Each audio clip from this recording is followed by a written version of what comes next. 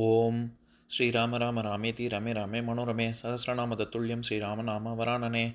உலகம் யாவையும் தாமுழா வாக்கலும் நிலைபெறுத்தலும் நீக்கலும் நீங்களா அழகிலா விளையாட்டுடையார் அவர் தலைவர் அன்னவர் சரண் நாங்களே. எத்திர எத்திர ரகுநாத கீர்த்தனம் தத்திர தத்திர கிருத்தமாஸ்தகாஞ்சலிம் வாஷ்பவாரி பரிபூர்ணலோச்சனம் மாருதிம் நமது ராட்சசாந்தகம். அஞ்சிலே ஒன்று பெற்றான் அஞ்சிலே ஒன்றை தாவி அஞ்சிலே ஒன்று ஆறாக ஆரியர்க்காக ஏகி அஞ்சிலே ஒன்று பெற்ற அணங்கை கண்டு அயலாரூரில் அஞ்சிலே ஒன்றை வைத்தான் அவன் எம்மை அழித்துக் காப்பான். இன்னைக்கு நம்ம கம்பராமாயணத்துல பாலகாண்டத்துல மிதிலை காட்சி படலத்துல 104வது பாடல் பார்க்க போறோம். கண்டனன் அரசன் காணா கலைமறை முனிவர்க்கு அல்லால் திண்திரல் வலியும் தேசும் உள எனல் சீரிது அன்றால் மண்டலம் முழுதும் காக்கும் மொயம்பு ஒரு வலனன்று என்னா ஒன்தவம் புரிய எண்ணி உம்பர்கோன் திசையை உற்றான். இதுதான் பாட்டு. இப்ப நம்ம பதம் பிரிச்சு பொருள் பார்க்கலாம். அரசன் கண்டனன் தான் விட்ட ருத்ர படை செயலற்றதை இந்த கௌசிகன் பார்த்தான். காணா அவ்வாறு பார்த்து திண்திரல் வலியும் உறுதியான வெற்றியும் வலிமையும் தேசும் ஒளியும் கலைமறை வேத கலைகளை அறிந்த முனிவர்க்கு அல்லால் முனிவர்களுக்கு மாத்திரம் அல்லாமல் உள எனல் பிறர்க்கு உள்ளன என்று கருதுதல் சீரிது அன்று சிறப்பானது அல்ல. மண்டலம் முழுதும் உலகம் முழுவதையும் காக்கும் மொயம்பு அரசாளும் வலிமை ஒரு வலி அன்று முனிவர் வலிமைக்கு முன் ஒரு வலிமையாக மாட்டாது என்னா என்று உறுதியாக அறிந்து உன் தவம் புரிய எண்ணி சிறந்த தவத்தை செய்ய நினைத்து உம்பர்கோன் திசையை உற்றான். தேவேந்திரனது திசையான கிழக்கு திக்கை அடைந்தான். இப்ப நம்ம இந்த பாட்டுல இருக்கக்கூடிய நயங்களை பார்க்கலாம். அதாவது கௌசிகன் விஸ்வாமித்திரர் என்ன நினைச்சாரு, அரசர் ஆற்றலை விட முனிவர் ஆற்றல் தான் மிகச்சிறந்தது அப்படிங்கறத உணர்ந்து அதை எப்படியாவது நம்மளும் அதே அளவுக்கு முனிவர் அளவுக்கு நம்மளும் வலிமை பெற வேண்டும் அப்படின்னு கருத்தில் கொண்டு தவம் செய்ய சென்றான் அப்படின்னு தான் இந்த பாடல்ல சொல்றாரு கம்பர். இதுல சில வார்த்தைகளுக்கு மட்டும் நம்ம பொருள் பார்க்கலாம். நம்ம ஏற்கனவே பார்த்திருக்கோம் திண்திரல். அந்த இடத்துல திரள் அப்படிங்கிறது திறமை அப்படிங்கிற சொல் ஏன் வருது அப்படின்னா திரள்ங்கிறது வெற்றியை குறிக்கும். வெற்றி பெறுவதற்கு நம்ம திறமையை வளர்த்துக்கணும். ஸ்கில் இருந்தா தானே நமக்கு எதுவுமே செய்ய முடியும். அதனால இங்க திரள்ங்கிறது திண்திரல், வெறும் திரள் கிடையாது, திண்திரல். திண்ணுனாலே ரொம்ப திண்மை, ரொம்ப உறுதியான இது வெற்றி அப்படின்னு அர்த்தம். உறுதியான வெற்றி அது எதுன்னு நினைக்கிறாரு அவரு. திண்திரல் வலியும் தேசும் உள. வலி அப்படின்னா வலிமைன்னு அர்த்தம். எப்பேற்பட்ட வலிமை? ஜெயிக்கக்கூடிய வெற்றிக்கு காரணமாக என்ன வலிமை அமைகிறதோ அந்த வலிமை. இங்க உடல் வலிமை அப்படின்னு அர்த்தம் பண்ணக்கூடாது. அப்பேற்பட்ட வலியும் தேசும். நம்ம ஏற்கனவே நான் பல பாடல்களுக்கு முன்னாடி சொல்லியிருக்கேன். அதாவது தேசு அப்படிங்கிற சொல் சமஸ்கிருதத்துல இருக்கக்கூடிய தேஜஸ் அப்படிங்கிற சொல் தான். நான் இயேசு அப்படின்னு இயேசுநாதர் அப்படின்னு கிறிஸ்துவர்கள் சொல்றாங்கல்ல, அந்த இயேசுங்கிற பேரே ஏன் வந்தது, அது இந்த தேசுங்கிற சொல்லுல இருந்து வந்தது அப்படின்னு முன்னாடியே சொல்லியிருப்பேன். அதாவது ஜீசஸ் பேசிய மொழி எப்படி ராமர் பேசிய மொழி அவதி மொழின்னு சொல்றோமோ, எப்படி சீதை பேசிய மொழி மைதிலி அப்படின்னு சொல்றோமோ, மிதிலையில இருந்ததுனால மைதிலி, மிதிலை நாட்டு இளவரசி அப்படிங்கறதுனால மைதிலிங்கிற பாஷையும் அப்படியும் ஒரு பாஷை இருக்கு. அதைத்தான் சீதை பேசினா. எப்படி அப்படி சொல்றோமோ அந்த மாதிரி இயேசுநாதர் என்று சொல்லப்படுகின்றவர் பேசக்கூடிய பாஷை என்னவா இருந்தது அப்படின்னு கேட்டா ஹீப்ரூ பாஷை தான். அதுல அவருக்கு ஜீசஸ்ன்னே பேர் கிடையாது. அது ஜோஷுவா தான். அந்த ஜோஷுவா, ஹேசூஸ், ஜீசஸ் இது எல்லாமே அப்புறம் மருவி வந்தது. அந்த மாதிரி வேற வேற மொழிகள்ல பைபிள் எழுத தொடங்கினதுக்கு அப்புறம் நம்ம பாரத தேசத்துல இருக்கக்கூடிய மொழிகள் அதுல எல்லாம் எப்படி வந்தது அப்படிங்கிறதுக்கு ஒரு வரலாறு இருக்கு. அதுல முதல்ல தமிழ்ல எழுதப்பட்டதாக சொல்றது இந்த அதாவது ரொம்ப பிரபலமாக ஆக்கப்பட்டது. அதுக்கு முன்னாடியே ஜெர்மன் ஸ்காலர் ஒருத்தர் எழுதியிருப்பாரு. அதுக்கு அடுத்தது பெர்சிவால் தான் எழுதியிருப்பாரு. அவருக்கு ஆறுமுக நாவலர் தான் உதவி செஞ்சிருப்பாரு. அப்போ ஜீசஸ்ங்கிற பேரை தமிழ் படுத்தணும். அதுல ஏசு அப்படின்னு நம்ம அப்படின்னு போடக்கூடாது. அதனால அத ஏசு அப்படின்னு ஏசு. அது தேஜஸ், ரொம்ப ஒளி பொருந்திய. நம்ம ஹேலோன்னு சொல்றோம்ல, தேவர்களுக்கெல்லாம் ஒளி அவங்களுடைய உடம்புல இருந்து ஒரு தேஜஸ் இருக்கும். அதனால இயற்கையாகவே ஒரு ஒளி இருக்கும். அப்பேற்பட்ட ஒளி கொண்டவர் அப்படிங்கறதுனாலதான் இயேசுன்னு ஆச்சு. எதுக்கு இதை சொல்ல வரேன், எப்பவுமே எனக்கு இந்த தேசு அப்படிங்கிற சொல் பார்த்தாலே எனக்கு ஆறுமுக நாவலர் ஞாபகம் தான் வரும். அவர் தான் அந்த ஹீப்ரூ சொல்ல தமிழாக்கம் பண்ணி கொடுத்தவர். இதுல அப்பேற்பட்ட தேஜஸும் வலிமையும் வெற்றி கொள்ளக்கூடிய வலிமையும் முனிவருக்கு தான் இருக்கு, ராஜாக்கு கிடையாது அப்படிங்கிறது இவர் தீர்க்கமாக புரிஞ்சுக்கிறாரு. அதனாலதான் சீரிது அன்றால் அப்படின்னு சொல்றாரு. சீரிது அப்படின்னா என்ன? இது சிறப்பானதல்ல, ராஜாவுக்கு இருக்கக்கூடிய வலிமை சிறப்பு கிடையாது அப்படிங்கறத அவர் புரிஞ்சுக்கிறாரு. அதே மாதிரி மண்டலம் முழுதும் காக்கும் மொயம்பு ஒரு வலன் அன்று அப்படின்னு. இந்த இடத்துல மண்டலம் அப்படிங்கிற சொல் நம்ம எல்லாருக்கும் தெரிஞ்சது. அது சமஸ்கிருதத்துல ஒரு மண்டலம் அப்படின்னு சொல்லி ஒரு வட்டம், அதாவது மண்டலம்ங்கிற சொல்லு மண் கூட்டல் தலம், நம்ம பூமி, அதனாலதான் மண்டலம்ங்கிறது பூமியையும் குறிக்கும். ஒரு சுத்தி வரக்கூடியது, பூமிங்கிறது ஒரு சுத்தி வரக்கூடிய வட்டம், அல்லது சூரியன் சந்திரன் அந்த வட்ட வடிவத்தை குறிக்கும். அதை தவிர நம்ம எலிப்டிக்கலா இருக்கக்கூடியது, அதாவது கிராந்த வீதின்னு சொல்றாங்கல்ல தமிழ்ல, கிராந்த வீதி, நம்ம அந்த ஆர்பிட், இது எல்லாமே மண்டலம். ஏன்னா வட்ட வடிவில் இருக்குல்ல. அதனால எதுக்கு சொல்ல வரேன், இந்த மண்டலம் அப்படிங்கிறது ஏன் பூமியை குறிக்குதுன்னா மண் கூட்டல் தலம் அப்படிங்கிறதுனால. அப்பேற்பட்ட மண்டலம் முழுதும் காக்கும் மொயம்பு ஒரு வலனன்று அப்படின்னு அவர் நினைக்கிறாரு. அப்படின்னா என்ன? அதாவது உலகம் முழுவதையும் அரசாளக்கூடிய வலிமை இருந்தா கூட அது ஒரு வலிமை இல்லை அப்படின்னு விஸ்வாமித்திரர் நினைக்கிறாரு அப்படின்னு கம்பர் சொல்றாரு.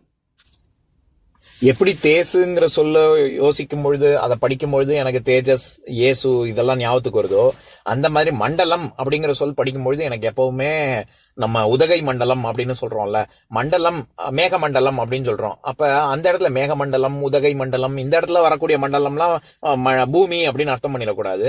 அந்த இடத்துல அந்த ஒரு பகுதி அப்படின்னு தான் அர்த்தம். இப்ப உதக அல்லது உதகை அப்படிங்கிற சொல்லே சமஸ்கிருத சொல் தான். அது இப்ப நீர் அப்படிங்கிற பொருள்.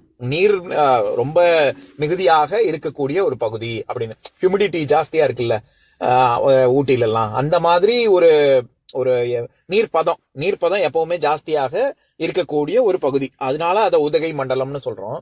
அதையே தோடர்களுடைய பாஷையில சொல்லுவாங்கன்னா அது ஒரு கல் மந்து அப்படின்னு. அதாவது ஒரு கல் கிராமம், மந்துனா அவங்க தோடர்கள் பாஷையில கிராமம். அந்த ஒரு கல் மந்து தான் ஊட்டக வெள்ளக்காரங்க காலத்துல ஊட்டக மண்டுனாயி அதுக்கப்புறம் அது ஊட்டின்னு ஆயிடுச்சு அப்படின்னு சொல்லுவாங்க. தமிழ் படுத்தி சொல்லணும்னா உதகை மண்டலம் அப்படின்னு தான் சொல்லணும். எதுக்கு சொல்ல வரேன், அந்த உதகை மண்டலத்துல இருக்கக்கூடிய நீர் நிறைந்த பகுதியாக இருக்கட்டும், இல்லாட்டி மேக மண்டலம் அப்படின்னு சொல்ற இடத்துல அந்த இடத்துல மண்டலம் அப்படிங்கிறது அதுவும் பகுதியை தான் குறிக்கும்.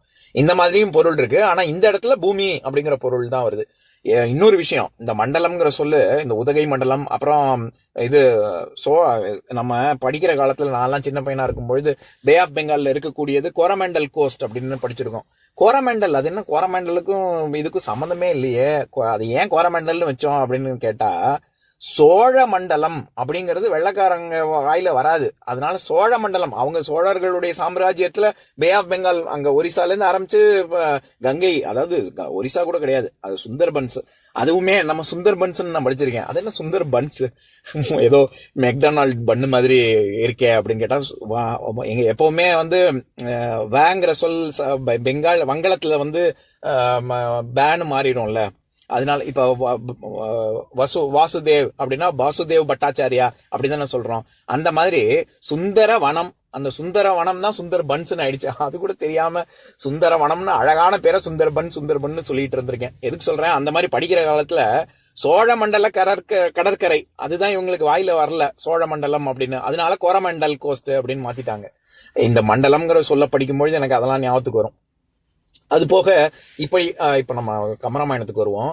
மண்டலம் முழுதும் காக்கும் மொயம்பு ஒரு வலன் அன்று என்னா, இந்த இடத்துல என்னா அப்புறம் காணா, இது எல்லாமே செயா என்னும் வாய்ப்பாட்டு வினையச்சம்.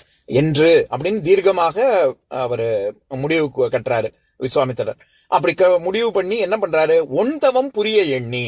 எப்பேற்பட்ட தவம் புரிவதற்கு அப்படின்னா, ஒண்ணுன்னா ஒளி, அதாவது உண்மை அப்படிங்கிறதுக்கு விளக்கம், ஒளி, அதுக்கப்புறம் இயற்கை அழகு, நன்மை, நல்லறிவு, மிகுதி, ஒழுங்கு, இப்படி பல பொருள் இருக்கு. நான் எப்பவும் சொல்ற உதாரணம் தான் திருக்குறள்ல புல்லறிவாண்மை அப்படிங்கிற அதிகாரத்துல 4வது குறள், அதாவது திருக்குறள்ல 844வது குறள். வெண்மை எனப்படுவது யாதெனின் உண்மை உடையம்யாம் என்னும் செருக்கு அப்படின்னு திருவள்ளுவர் சொல்லியிருப்பாரு. அதுக்கு பரிமேலழகரோட உரையை படிக்கிறேன் கேளுங்க. வெண்மை எனப்படுவது யாது எனின் புல்லறிவுடைமை என்று சொல்லப்படுவது யாது என்று வினவின் யாம் உண்மை உடையம் என்னும் செருக்கு. அது தம்மை தாமே யாம் நல்லறிவுடையாம் என்று நன்கு மதிக்கும் மயக்கம் அப்படின்னு சொல்லியிருப்பாரு. அப்படின்னா என்னன்னா, யாருக்கு புல்லறிவு அப்படின்னாலே ரொம்ப ஒன்னும் இல்லாத அறிவில்லாதவன் அப்படின்னு அர்த்தம். யாருக்கு அறிவில்லை அப்படின்னு ஒரு டெபினிஷன், ஒரு விளக்கம் கொடுக்கிறாரு திருவள்ளுவர். யாரு தனக்கு எல்லாம் தெரியும் அப்படிங்கிற ஒரு செருக்கு இருக்கோ அவங்களுக்கு தான் அறிவே வடிகட்டின முட்டாள்னா அவன் தான் அப்படின்னு சொல்றாரு. அதனாலதான் ஔவையார் வந்து கற்றது கைமண் அளவு கல்லாதது உலக அளவு அப்படின்னு சொல்லியிருக்காங்க. எதுக்கு சொல்ல வரேன், அந்த இடத்துல எப்படி ஒன்மையா உடையம் யாம் அப்படின்னு வருது இல்ல, அந்த இடத்துல ஒளிங்கிறது ரொம்ப ஞானம் நல்லறிவு அதை குறிக்குது. அந்த மாதிரி இத்தனை பொருள் இருக்கு. இந்த இடத்துல விளக்கம் ரொம்ப ஒளி பொருந்தியது அப்படிங்கிற பொருள்ல தான் வருது. ஏன்னா ஒன் தவம், அந்த தவத்தின் பயனாக ஒளி வீசக்கூடிய ஒரு தேஜஸ் கொள்ளக்கூடிய ஒரு தவத்தை செய்ய எண்ணி உம்பர்கோன் திசையை உற்றான். உம்பர்கோன்னா உம்பர்னா தேவர்கள், கோன்னா அரசன், தேவர்களின் அரசனான இந்திரனுக்கு திசை வந்து கிழக்கு. அந்த திசையை நோக்கி விஸ்வாமித்திரர் தவம் செய்ய சென்றார் அப்படின்னு சொல்றாரு.